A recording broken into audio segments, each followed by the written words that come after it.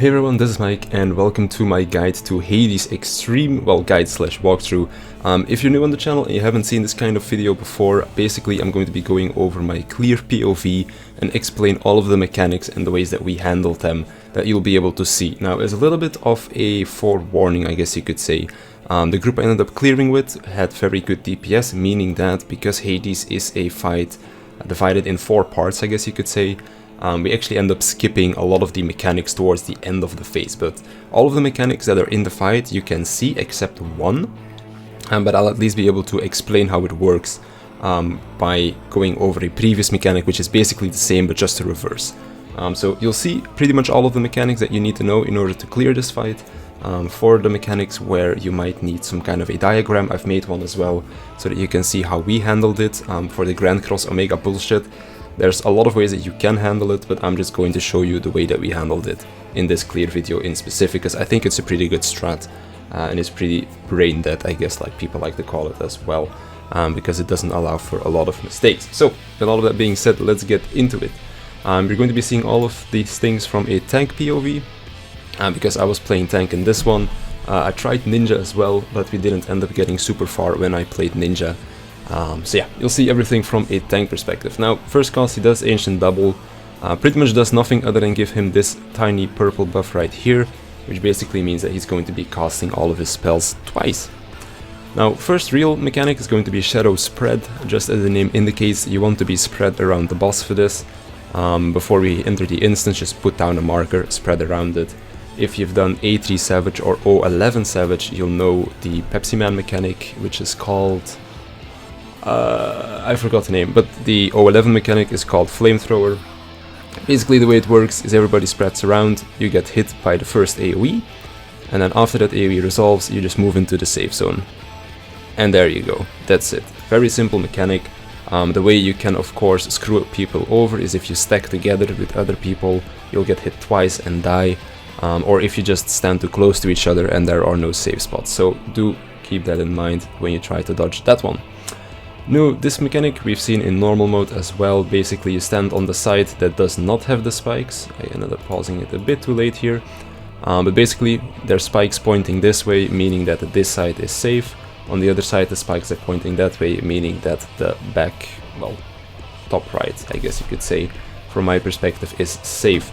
Now after this he's going to be repeating this mechanic again, so just move into what was the unsafe zone, as it is now your new safe zone, so relatively simple. After this Tank Buster, this Tank Buster applies a magic vulnerability up, so there's 2 ways to handle it. 1 is a tank swap, 2 is an invuln. Every tank has a invuln that lasts long enough to invuln this, so we just decided to do that instead. If you do decide to tank swap that Tank Buster, as you can see it is an AoE. As you can see it's a relatively big AoE as well. So if you decide to tank swap it, make sure that you make space for your tanks. I don't really see why you would tank swap it, other than just having Hallowed Ground up for a later mechanic. But if you have any other tank than 2 paladins, then they can just use their invuln for this one. If your group has enough DPS, you will be skipping the second Tank Buster, because the last Tank Buster in this phase happens right before Enrage. So even if you have relatively decent DPS, you should be able to skip it. And does not need the second invuln, so that you can just use it on the second phase. After this he's going to do one of 2 mechanics. Arcane Uterans is always the same cast, but it has 2 different mechanics attached to it. First one is this one with the books. Relatively simple. There will be 1 empty space, which in this case is on the back of Hades. You can't see it here because he's blocking the view. But there's 2 ways to find your safe spot. First of all, the safe spot will always be across from this empty space, or it will be on the back of the middle book, I guess you could say. As you can see, all of these are facing towards the middle, meaning that this dark bluish color is the back side of the book, meaning that if you look at the middle, if I go forward a little bit, you can see that the back is here as well. Basically, you just go across from that, stand behind this book over here, and that is your safe spot. After this, this can also be a different mechanic, but you'll see that after this phase. They basically exchange those mechanics. For this one, relatively simple. This is the same as normal mode again as well. Basically, don't stand under the falling platforms. Now, the way to easily gauge how far you can stand away from these things is by looking at the arena. So if I pause real quick, you'll see that the arena has all got these circles around it. Basically, every time, like for example, say the puddle was gonna drop here, this would be the circle AoE that it would drop on. So as you can see from the video as well, every time they drop, they basically take up one of those circles, so it's really easy to keep your uptime here. Of course, if you're a melee DPS, it's kind of going to be rip positionals, because it's kind of difficult to keep the boss facing one way and still keep your full uptiming kind of stuff. So yeah, it's kind of rip positionals, but you can easily keep your uptime. After this, as I said, again, Arcane Uterans. This time it is going to be the orbs. This one is basically the reverse. Instead of going opposite to the empty spot, you're now just gonna run towards the empty spot. And just like with the previous mechanic, you can use the circles on the floor to see just where you need to stand, as when they explode, they just take up these circles. So if you look at the arena, you can just immediately make out where you need to stand. After this, when you push him below 10%, that's where he'll push to the next phase. Normally after this we'd have another spread one, like we saw, which was the first mechanic. We'll have another spiky boy mechanic where you stand left and then move into the right, or you stand right, move into the left, where he does like the spy thing is across the arena, and then he'll finish off with a tank buster before enrage. Now you don't see those mechanics here because we ended up pushing him, but those would be the mechanics that you would see before he would make his phase transition. Now, phase 2 is going to be kind of like his ad phase, I guess you could say. There's going to be, I believe, 3 different mini phases in this ad phase as well.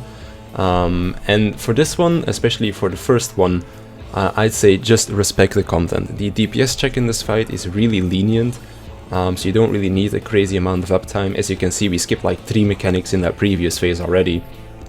So just basically do mechanics, and you'll be fine with the DPS check. Now, the way this mechanic works is really simple. There are 3 things happening at the same time. First of all, Nabriala's Shade is casting Quake 3. This kind of works like Byaku's dog mechanic, I guess you could say. Basically, the more HP he has when he stops where he finishes casting this, will deal more damage. So basically bring him as low as possible. The lower he is, the less damage you will take. If you almost kill this guy, you'll take virtually no damage if you have like a sucker or something like that.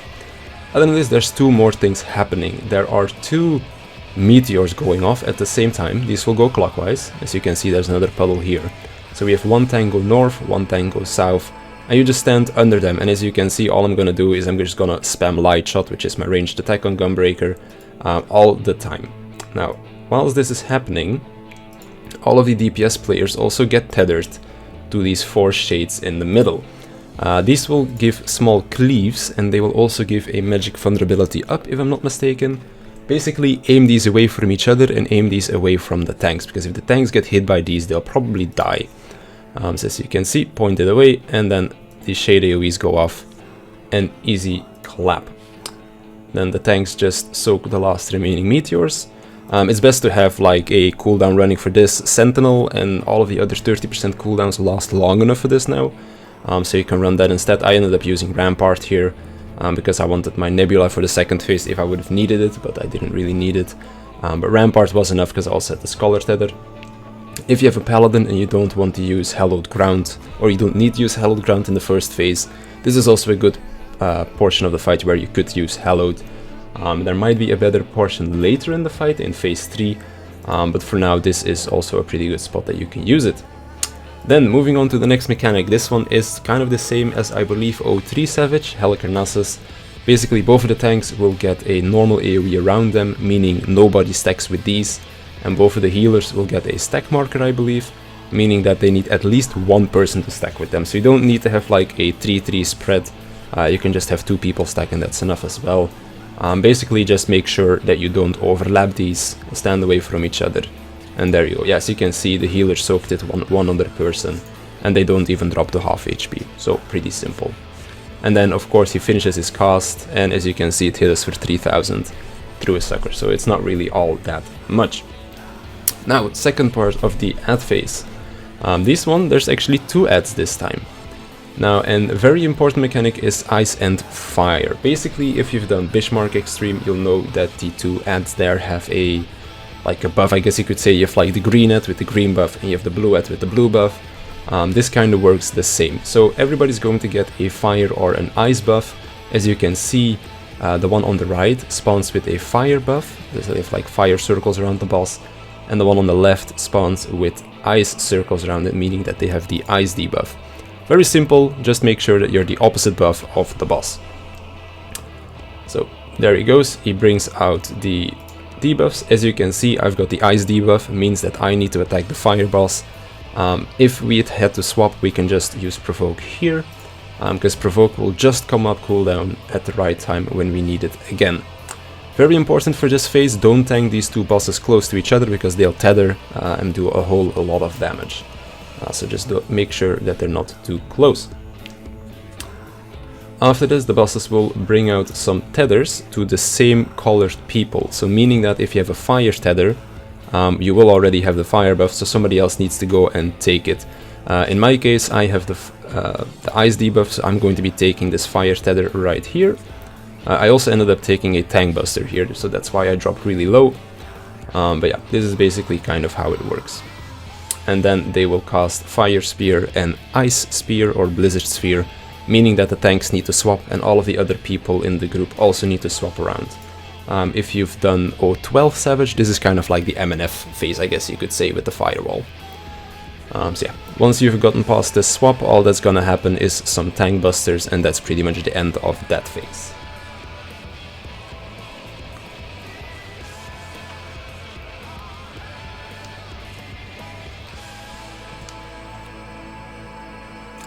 And then we go into the final mini phase for the ads. This one is basically Grand Cross Omega light version.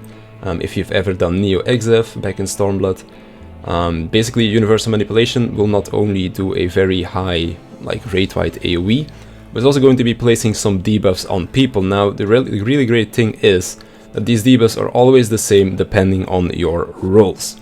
So first of all tanks and healers will get the same 3 debuffs, these being Doom, these circle AoEs that you can see, the donuts, as well as shrieks, meaning that tanks and healers just need to be topped off, full HP, the Doom will resolve, and they'll also need to do some stuff with the shrieks and such, of course, as well. When it comes to DPS, they get 3 debuffs. They get Beyond Death, meaning they need to die when they have this to resolve the debuff. They get Chain Lightning, meaning that they'll drop an AoE puddle when it resolves, and they also get Off Balance, meaning that when they take damage, they'll get knocked back. The way we handle this is, I'm going to pull up a diagram right here, is we have our tanks and healers move north, we have one of the healers go a little bit more to the south. As you can see, we have A and B set up for that, you'll see that in just a sec. But basically that makes it so that one of the donut AoEs sticks out a little bit, and that's where the DPS players will stack on to kill themselves, so this will resolve their Beyond Death. Now, because they have Off Balance, this will also push them outwards to the back of the AoE, back of the arena. What the DPS players then need to do is look to the outside, because there's going to be the shrieks going off on the north side. And once those have resolved, they will drop their AoE puddles somewhere on this side of the arena as well. And that will resolve the mechanic. So it's relatively simple, even though it looks a little bit overwhelming at first. So everybody gets their AoEs. The tanks and healers move north. As you can see, one of our healers is gonna stand on B, creating this tiny edge where our DPS players can stand on. Then these AoEs resolve. Our DPS players resolve their Beyond Death because they die. As you can see, they dropped to 1 HP and they got knocked to the outside of the arena. Then the tanks and the healers here will get their shrieks, relatively simple, 1 left, 1 middle, 1 right, and then 1 towards the center of the arena. And then these 3 people look to the outside, this person on the center arena looks towards the middle, and that basically resolves that. This person right here ran a bit too much to the left before running to the right, so they got hit by one of our shrieks, which is why they are petrified, but it's not too much of a problem. And then as you can see, all of our DPS here still have their Chain Lightning, which will resolve right now. And that's basically that mechanic. Then the boss is casting Blight. This is a AoE rate-wide damaging attack, and this will also put up a what's it called again, a bleed effect, so make sure that you reprisal this and that kind of stuff, because it does hit quite hard. especially because the bleed effect also does more damage depending on how hard the initial hit did damage for. After this, Height of Chaos, just a tank buster, so use some cooldowns. This one does hit pretty hard, so best to have a decent cooldown ready for that one. And then the last mechanic in this phase is these double stacks. Basically, one stack goes left, one stack goes right. You also only need one person extra to soak this, I believe. So relatively simple stuff. After this, all it's gonna do is cast Shadow Flame, or whatever it was called, which is just a rate-wide AoE. And he'll just do that, I think, like 2 or 3 times before hitting enrage. At which he does like a longer cast time of the Shadow Flare.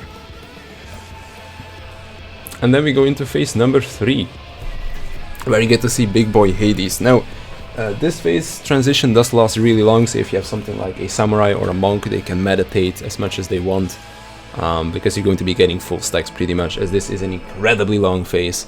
So if you're a dragoon, for example, make sure you press your Blood of the Dragon again, because you will need it. Now, for this phase, there's going to be those tank towers again with the meteors. So just as I said before, respect the content. The DPS check on this one is really easy as well. So just do the mechanics and don't care about your uptime as much. We had the Paladin go south here this time, because Paladin has Holy Spirit here, if they want to. So they can kind of still keep uptime, whereas something like a Gunbreaker does not have that. So that's why I went north. Now, while these are going off, there is a second mechanic resolving as well, which you can see the AoE indicator down here at the bottom. Basically, one of your healers will be targeted with the jail from normal mode. All of the people that stand in the AoE will get jailed, so basically don't stand inside that AoE to resolve that mechanic. Over here, I'm just taking all of my meteors. On the other side of the arena, the second tank is doing all of that as well. And then, as you can see, our healer is trapped right here in the jail, so everybody's trying to free him. During this, there's still meteors going off, so the other healer needs to make sure that they keep the tanks alive. And the tanks also need to not forget to stand in these meteor towers. Then after this is going to be a knockback mechanic with a bunch of AoEs. The way you're going to be seeing this is going to look very confusing maybe for the first time when you see it, but it's actually relatively simple. Basically what happens here when he puts his hands together is this is the knockback. You have to be standing really close to the middle of the arena, because the knockback is quite large, and you also can't arm's length this, as far as I know. But basically what happens, both of the healers get a stack marker, all of the DPS get an ice marker, and the tanks get nothing. So what we did was we had the melee DPS go northeast and northwest, we had our 2 ranged DPS go southeast and southwest, we had 1 healer west, 1 healer east, and then we had a tank go left and right as well to resolve this. So stack up in the middle, and then everybody gets pushed back to their corresponding sides. As you can see, it does look a little bit weird when you get pushed back because of server techs, but 9 times out of 10 this will resolve the mechanic correctly. And that's pretty much how you take care of that. So just have 2 DPS north, 2 DPS south, a healer left, a healer right, a tank left, a tank right, and you'll be fine. Just make sure that you're standing close enough to the middle, because if you're not standing close enough in the middle, this will kind of fuck everything up. Now, next mechanic. This mechanic can be baited as far as we know. We're not 100% sure, but we think you can bait it by being far away from the boss. So there's 2 things that will be happening here. First of all, you have these AoEs. These are just really simple, just don't stand in them. Each of the healer will be targeted with one of these debuffs, or one of these markers, I guess you could say. We had 1 healer go here on the left, 1 healer go here on the right. Just like before, we have our tank go left and a tank go right, so I'm going right on this one. We also have our 2 melees go left and right, because those don't have the big AoEs right here that you can see. These big AoEs can be baited by range, we think. So we had these on the summoner and the bard in this case. Basically what will happen is you drop a puddle which gives you a bleed, and then you just need to move out of that before it actually gives you the bleed, and you'll drop 2 puddles like this. So we dropped 1 on the back and 1 in the front. I believe the summoner dropped 1 in the front and then 1 in the back. Doesn't really matter how you do it, but if you're baiting it by range, then just drop your first in the back, drop the second in the front. So as you can see, I'm gonna go and stack up with the healer here. The summoner here drops his puddle, and then after he drops his puddle, he runs out so that he doesn't get hit with the bleed. I believe these AoE hits 3 times before it's done. As you can see, there's still puddles here on the floor, so just don't get hit by those. very simple stuff. Dark Seal doesn't really seem to do much, but it does make you go into the next mechanic. For this mechanic there are two different ways that he can do it. He can either do inside then outside, or he can do outside then inside. You're not going to be seeing the reverse of this one because we push him too fast. But as you can see, when he puts his arms on around the arena, you need to stand in the middle, and then afterwards you need to go out. And then as you can see, he'll like do a little laser beam over here, and then you need to stand on the sides while he does that. Basically the reverse can happen as well, where he starts with the laser beam, so you need to stand on the side, and then once the laser beam is done, you move towards the middle of the arena. Now, whilst this is going on as well, you'll see these little puddles drop as well. There will be one on the right, one on the left. Depending on which one gives you the most space in the front is where you need to move towards. So as you can see, our two people over here are going to die because they chose the wrong side. And that's pretty much that mechanic. Once you bring him below 25%, that is the push to go into the final phase. So as I said, the reverse of this mechanic can happen as well, where it does the laser beam first, so you stand on the sides, and then after the laser beam resolves, you go to the middle of the arena, so that you don't get hit by the, like whatever they're called, the arms or something like that. And then you go into final phase. Now I'm gonna skip forward a little bit because this mechanic does, well, or this transition I guess you could say, does take quite a lot of time, just like normal mode. Press a lot of buttons. When you get your quick time maneuver, I guess I'll just show it real quick. As you can see, you can just spam your keyboard here, or spam your mouse, whatever works best for you, or your controller, of course. And then you just break free, just make sure you don't get hit. This should be easy enough. And I'm gonna fast forward a bit to the final phase. Now in the final phase there are two things happening. First of all, if you're dead on the floor, you will not get the buff. As you can see, everybody here has this like blue buff on them. I believe this is kind of the same as Phoenix's Blessing from UCOP, where you just deal more damage. Of course, if you die, you lose this debuff. So as you can see, I believe the Astrologian picks up the res fast enough, so he still gets the buff. But the Monk was too late and he does not. Oh no, actually never mind, everybody gets the buff. I lied. So in this phase there are basically two things gonna be happening. Lots of AoEs and weird looking Exa flares. So if you don't know what Exa flares are, it's basically these things. They are going to move across the arena. The weird thing about this one is that they're coming from both sides, so it's kind of new in that way. You'll see me get hit quite a bit on the first one because I wasn't expecting it, on how I had to dodge them. But basically you just dodge one, and once you've dodged that one you need to move into the next one. As you can see, I didn't do that here because I wasn't expecting it, but on the second time around you'll see how you need to dodge these. Gigantomachy is a AoE, so just reprisal this, use Heart of Light, that kind of stuff. And it gets followed up by Quadra Strike, which is more of an AoE. After this there's going to be tank towers, so just have one tank go left, one tank go right. Use some cooldowns for this. I believe I just use Heart of Stone and Rampart for this one, which is plenty. And then there's going to be a second one happening later, and you can just use your 30% cooldown for that one. After the tank towers go off, there's also going to be a very high damaging raid-wide AoE that also leaves behind a 30-second bleed. So definitely make sure you mitigate this one as much as you can, because you're going to be dodging Exa flares while this bleed is still ticking on you. So this is again the Exa flares. Exact same positions as before. So you just wait for it to tick, you go into the safe spot, and then basically this also resolves the Exa flare coming from the other side as well.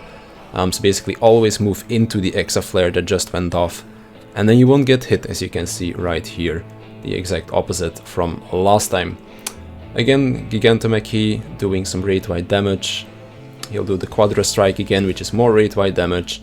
And then this goes into another set of tank towers, so make sure that you have your cooldowns ready for this one.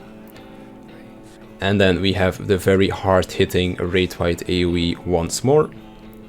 So make sure that you use your stuff like Heart of Light, like whatever you have, Divine Veil, that kind of stuff.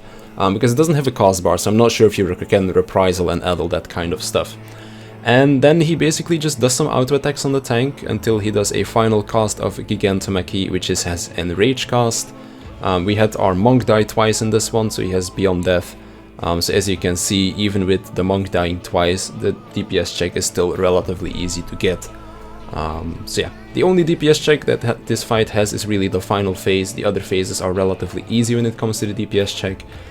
So my only advice would be to respect the mechanics, lose your uptime. As I said before, like when the tanks had to go and like take their meteors, just spam your like ranged attack, like your lob, your lightning shot, your unmanned, your tomahawk, that kind of stuff. Because just if you respect the mechanics enough and you don't die, you shouldn't be having any problems hitting the enrages, as there are a few different enrages throughout the fight. So yeah, that's Hades Extreme. Hope this video is helpful, hope it leads to some sweet first clears. And yeah, that being said, I want to thank you for watching, and I'll see you in the next one.